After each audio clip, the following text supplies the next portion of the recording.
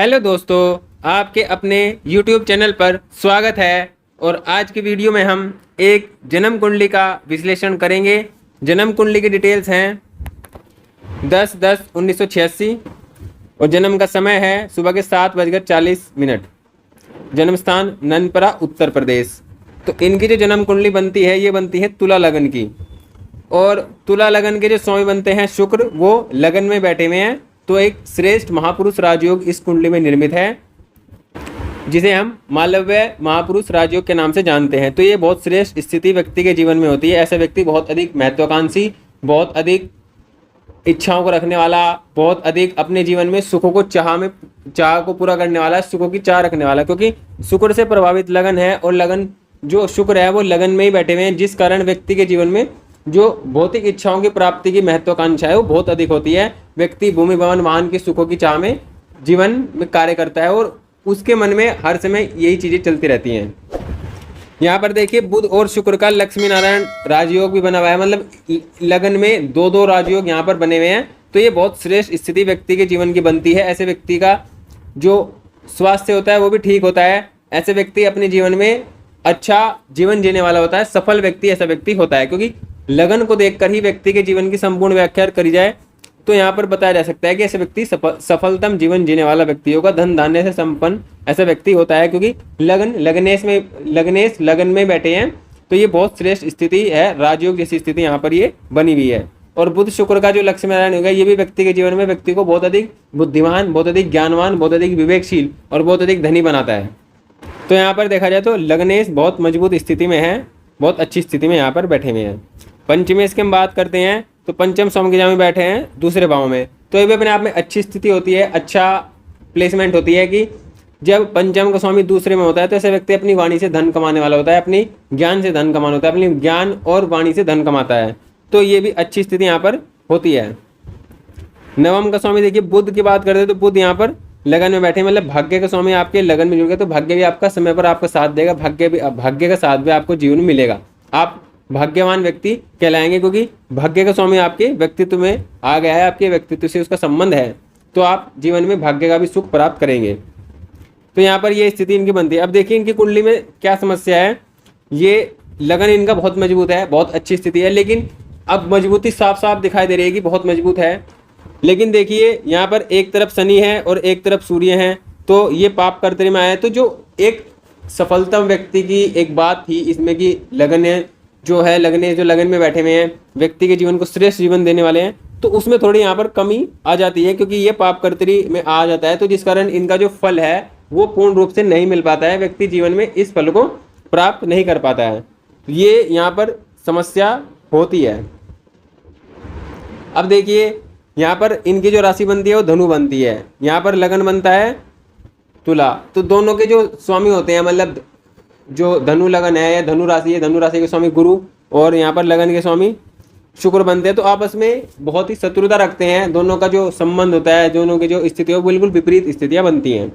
तो ये भी स्थिति जीवन में संघर्ष वाली होती है, ये भी स्थिति व्यक्ति के जीवन को परेशान करने वाली होती है। व्यक्ति के जीवन को समय पर कार्य नहीं होते हैं, उसके जीवन में लेट लतीफ कार्य होते हैं। ऐसे व्यक्ति की स्थिति ऐसी बनती है।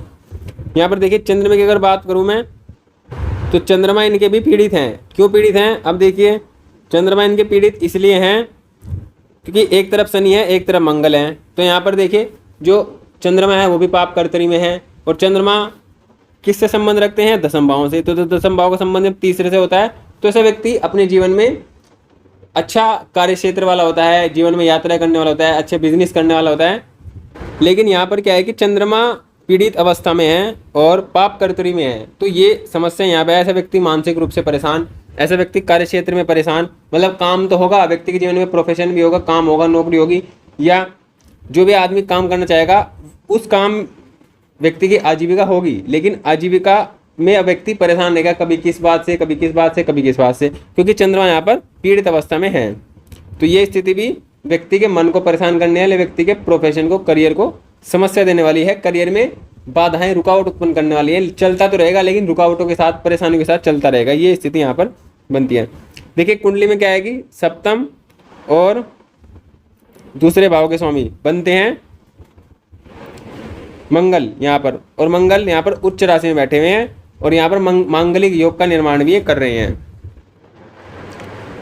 और मंगल की दृष्टि चतुर्थ पर, सप्तम पर और यहाँ पर एकादश पर पड़ रही है। तो देखिए एकादश पर पढ़ना व्यक्ति के जीवन में लाभ की स्थिति को बनाता है। व्यक्ति अपने जीवन में लाभ प्राप्त करेगा और अच्छा लाभ प्राप्त करता रहेगा। ये तो इस बात का सूचक है। अब कार्य क्षेत्र में पड़ेगी तो कार्य क्षेत्र में भी अच्छा है। मंगल की दृष्टि का होना व्यक्ति के जीवन में कार्य क्षेत्र को अच्छा बनाता है।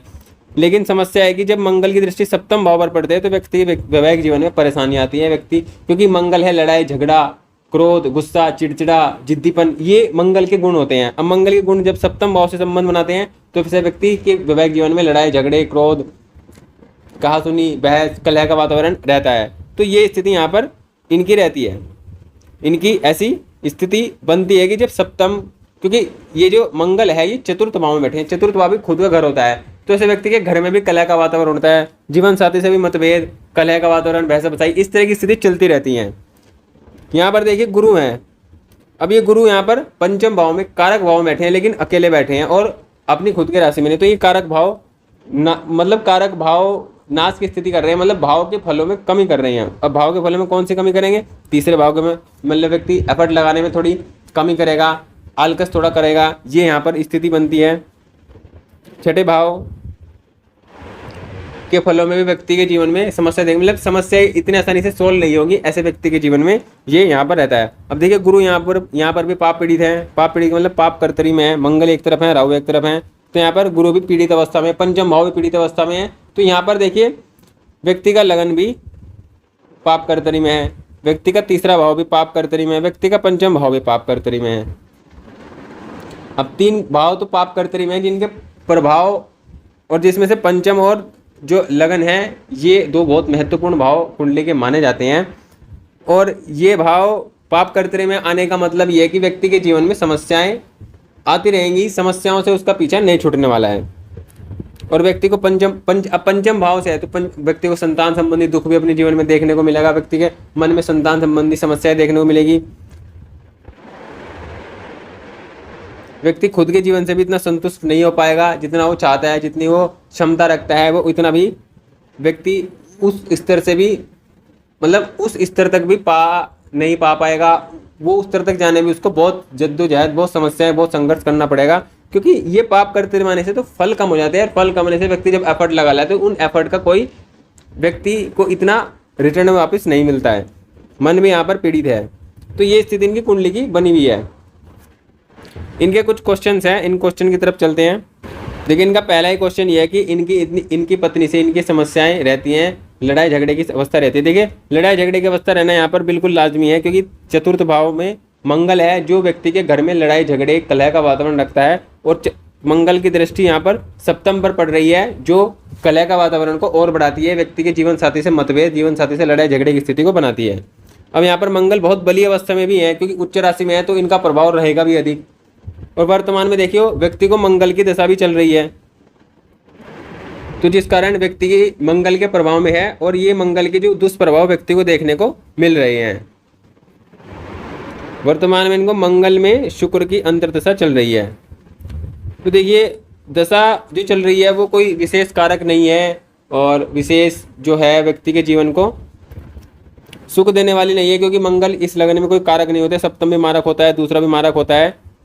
तो ये स्थिति बनती है। देखिए लड़ाई, क्योंकि धन की स्थिति यहाँ पर ठीक ठाक दिखाई दे रही है, क्योंकि धन भाव में ग्रह हैं, धन भाव में ग्रह हैं, शनि है। मतलब क्या है कि अभी बताते हैं धन भाव के बाद। अब क्या है कि देखिए चतुर्थ भाव में मंगल का प्रभाव अधिक है, उच्च राशि में है, और सप्तम के प्रभाव को प्रभावित कर रहे हैं।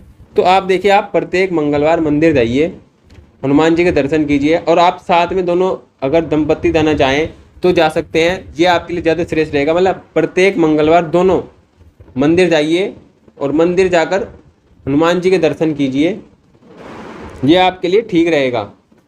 और आप एक पाठ हनुमान चालीसा का, मतलब एक बार हनुमान चालीसा का पाठ करें, तो इससे आपके मंगल के जो दुष्प्रभाव हैं, अब मंगल का जो आपके जीवन में जो दुष्प्रभाव मिल रहा है, क्योंकि मंगल का दुष्प्रभाव को मतलब आप अपने अकॉर्डिंग सब कुछ कराना चाहते हैं, क्योंकि मंगल का प्रभाव है, मंगल की दशा आपको चल रही है, तो आप चाहते हैं कि आपके अनुसार प्रत्येक चीज़ हो, क्योंकि मंगल व्यक्ति को खुद चलाना चाहता है, ऐसा ग्रह होता है। तो ये जो आपकी भावना है, जो आपके अंदर ये इस तरह की स्थिति है, इसमें थोड़ी कमी आएगी, गुस्से में थोड़ी कमी आएगी। तो ये स्थिति बनती है, प्रत्येक मंगलवार मंदिर जाइए और हनुमान चालीसा का पाठ कीजिए, और दोनों दंपति जा सकते हैं तो बहुत अच्छा रहेगा। ये आपके वैवाहिक जीवन को अच्छा बनाने का काम करेगा। और देखिए, आपको नवंबर 2024 में मंगल की दशा समाप्त हो जाएगी, तो ये आपके जीवन की स्थिति को ठीक रहेगी। मंगल की दशा मतलब नवंबर 2024 में समाप्त हो जाएगी, जिससे आपकी जो मंगल का जो बुरा प्रभाव वो भी आपके लिए समाप्त हो जाएगा। तो मंगल ये जो स्थिति रहेगी भी, अगर आप उपाय करते हैं तो थोड़ी स्थिति में प्रभाव आएगा, कमी आएगी, और 2024 में ये दशा आपकी पूरी हो जाएगी, जिससे आपको मंगल की जो स्थितियां हैं, मंगल के जो भी आपको नेगेटिव इफेक्ट मिल रहे हैं वो भी आपके समाप्त हो जाएंगे। तो ये स्थिति बनती है, तो इसमें कोई घबराने वाली बात नहीं है, ये मंगल के प्रभाव के कारण है। तो मंगल के प्रभाव के उपाय के लिए आप मंदिर जाइए और मंदिर जाकर हनुमान चालीसा का पाठ कीजिए, और आप देखिए कि आपकी स्थिति यहाँ पर ठीक होगी। दूसरा सवाल इनके खुद के घर को लेकर है कि इनके खुद का घर कब बना पाएंगे, कब इनके खुद के घर की स्थिति बन पाएगी, और ये बिजनेस करें तभी इनका घर बन पाएगा, या नौकरी करते करते ही इनका बिजनेस ये घर ये बन पाएगा। देखिए, घर की बात करते हैं तो चतुर्थ भाव का समय दूसरे भाव में है, तो यहाँ पर ये स्थिति दिखाता है कि व्यक्ति के जीवन में घर की प्राप्ति होगी, और चतुर्थ भाव में उच्च राशि में ग्रह बैठा हुआ है, तो मंगल है, मंगल भूमि पुत्र होता है। मंगल जो होता है वो व्यक्ति के जीवन में भूमि भवन वाहन का सुख देने वाला होता है। भूमि भवन वाहन का कारक जो होता है वो शुक्र होता है, लेकिन यहाँ पर मंगल को भी भूमि पुत्र कहते हैं, तो व्यक्ति के पास जमीन जायदाद ऐसे व्यक्ति के पास होती है। तो यहाँ पर देखिए, आपको प्राप्त होगा, घर आप जरूर प्राप्त करेंगे जीवन में, लेकिन मंगल के बाद देखिए आपको राहु की दशा आपको प्रारंभ होगी, और राहु आपकी कुंडली में बहुत श्रेष्ठ फल देने वाले ग्रह बनते हैं, क्योंकि तुला लगन, कुंभ लगन, मकर लगन, कन्या, मिथुन, इनमें जब भी राहु की दशा आती है तो व्यक्ति के जीवन की जो स्थिति है वो पूरी बदल जाती है, व्यक्ति के जीवन की स्थितियाँ बहुत श्रेष्ठ हो जाती हैं। और देखिए, आपको एक बात बताऊँ, यहाँ पर राहु छठे भाव में है, तीसरे, छठे, 10वें, 11वें में तो राहु बहुत श्रेष्ठ प्रभाव देते हैं, व्यक्ति के जीवन की स्थिति को बहुत अच्छी बना देते हैं। और यहाँ पर देखिए, आपके मीन राशि में राहु है, उसके बाद देखिए आपके यहाँ पर भी मीन राशि में राहु है, तो ये स्थिति बहुत श्रेष्ठ स्थिति है कि राहु वर्गोत्तमी है, और राहु आपको बहुत श्रेष्ठ रिजल्ट देंगे। नवंबर 2024 के बाद आपको राहु में राहु जब आएंगे, तो राहु में राहु के बाद जब राहु के दूसरे ग्रहों की जो अंतर्दशा नहीं शुरू होगी, तब आपके जीवन की स्थिति आपकी अच्छी होनी शुरू हो जाएगी। तो इस बात से आप बेफिक्र रहिए, आप जीवन में घर प्राप्त नहीं कर पाएंगे, घर प्राप्त कर पाएंगे। अब बात ये कि आप बिजनेस से कर पाएंगे, नौकरी से कर, देखिए छठे भाव में राहु हैं, तो आप चाहें तो नौकरी करते करते भी आप जीवन में घर प्राप्त कर सकते हैं, लेकिन उसमें भी समय लगेगा। राहु में राहु का अंतर्दशन निकल जाने के बाद आपकी थोड़ी स्थितियां अच्छी होंगी, आपके जीवन की जो आर्थिक स्थिति है, आपके जीवन की जो उन्नति की स्थिति है, जो करियर का जो ग्राफ है वो बहुत अच्छा चलेगा, लेकिन उसमें भी थोड़ा समय है, क्योंकि अभी तो मंगल की दशा है, मंगल कोई श्रेष्ठ रिजल्ट आपको देने वाली स्थिति में नहीं है, मतलब उच्च राशि में है, लेकिन आपके लिए कारक इतने नहीं होते हैं मंगल। तो आप राहु की दशा का इंतजार कीजिए, राहु आपको श्रेष्ठ रिजल्ट देने की स्थिति में होंगे, राहु आपको बहुत श्रेष्ठ रिजल्ट देंगे, और राहु आपके जीवन में आपको भूमि भवन वाहन सुख का जो सुख है वो उसको देंगे। तो नौकरी करते करते भी आप अपना घर प्राप्त कर सकते हैं, और आप चाहें अगर बिजनेस करना चाहें तो आप कर सकते हैं, बिजनेस भी आपके लिए सही है, अच्छा है। अगला इनका सवाल है कि जहाँ पर ये काम करते हैं, जहाँ इनको इनका कार्य क्षेत्र है, वहाँ पर इनके लड़ाई झगड़े होते हैं, इनकी बहसा बसाई होती है, इनकी कहासुनी अधिक होती है। देखिए, कर्म का आपका क्षेत्र, जो कर्म का स्वामी है वो बनता है चंद्रमा, और चंद्रमा जाकर तीसरे घर में बैठा है, और तीसरे घर में बैठा है चंद्रमा, तीसरे घर में बैठा है चंद्रमा, स्त्री पक्ष को दर्शाता है, मतलब जैसे चंद्रमा है, शुक्र है, तो ये स्त्री कारक ग्रह होते हैं, स्त्री को दिखाते हैं। और जैसे मंगल है, सूर्य है, ये क्या है, पुरुष वाले ग्रह होते हैं, ये पुरुष को दिखाते हैं, और चंद्रमा और शुक्र है ये स्त्री को दिखाते हैं। दो मतलब मेल और फीमेल के रिप्रेजेंटेशन इन ग्रहों से होता है।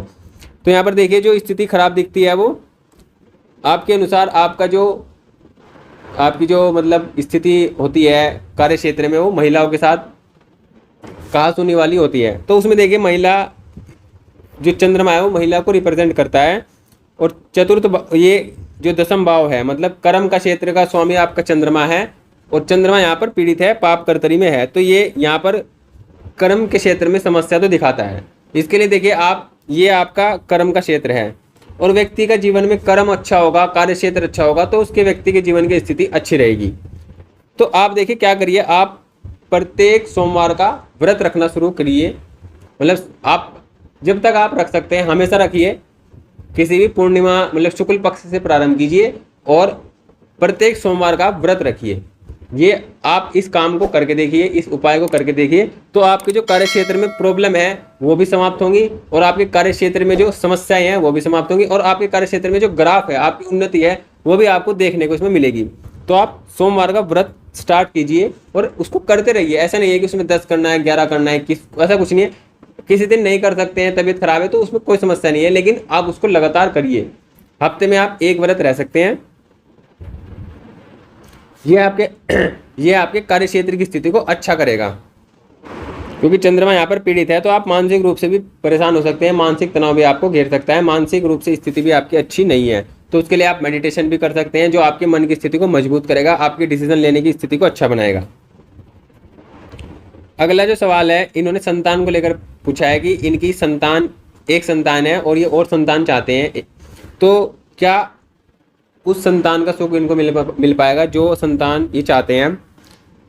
तो देखिए, संतान भाव यहाँ पर पीड़ित है, गुरु यहाँ पर भाव नाश की स्थिति कर रहे हैं। एक संतान इनको है तो ये भी बहुत श्रेष्ठ बात है, बहुत श्रेष्ठ स्थिति अच्छी है, क्योंकि देखिए जो संतान भाव का स्वामी है वो दूसरे भाव में गया है। तो ये है कि इसकी संतान भाव के जो स्वामी है शनि की स्थिति यहाँ पर ठीक है, जिस कारण इनको संतान प्राप्त है और पुत्र प्राप्त है क्योंकि यहाँ पर गुरु की उपस्थिति है। और गुरु यहाँ पर देखिए छठे भाव के स्वामी बनते हैं, जो व्यक्ति के प्रॉब्लम, लड़ाई झगड़े, कोर्ट कचहरी की समस्या और वे संतान के स्वास्थ्य में भी कमी करते हैं। व्यक्ति के संतान के स्वास्थ्य को भी खराब करने का काम यहाँ पर करेंगे गुरु। यहाँ पर संतान भाव में जो गुरु बैठे हैं वो भी अकेले हैं और पकड़ी भी हैं। तो संतान भाव यहाँ पर पीड़ित है, संतान संबंधी समस्याएं, संतान संबंधी दुख व्यक्ति के जीवन में रहेंगे। नौमास की स्थिति देखते हैं संतान भाव की। देखिए यहाँ पर बुध बनते हैं संतान के स्वामी और यहाँ पर लगन में बैठे हैं, यहाँ पर एक शुभ ग्रह इनको देख रहे हैं। तो ये स्थिति है और संतान भाव के स्वामी 9 मास में उच्च राशि में भी हैं। तो मतलब ये है कि जब शनि की इस दशा तो आपको प्राप्त नहीं होगी, लेकिन अंतर दशा में शनि आपके आएंगे। और अभी राहु की दशा जब प्रारंभ होगी, राहु की दशा में जब शनि आएंगे तो आपको संतान की प्राप्ति हो सकती है, क्योंकि संतान प्राप्ति में आपकी जो सहयोग कर सकते हैं वो आपके गुरु तो नहीं कर पाएंगे, शनि ही यहाँ पर कर सकते हैं। शनि क्योंकि 9 मास में उच्च के हैं और लगन कुंडली भी ठीक राशि में बैठे हैं। और वर्तमान में देखिए, अगर मैं चंद्र राशि के अकॉर्डिंग आपको बताऊं तो चंद्र राशि के अकॉर्डिंग आपकी 9 नंबर की राशि बनती है और आपके यहाँ पर बनते हैं जो पंचमेश बनेंगे आपके, मतलब पंचम भाव में गुरु वर्तमान में चल रहे हैं।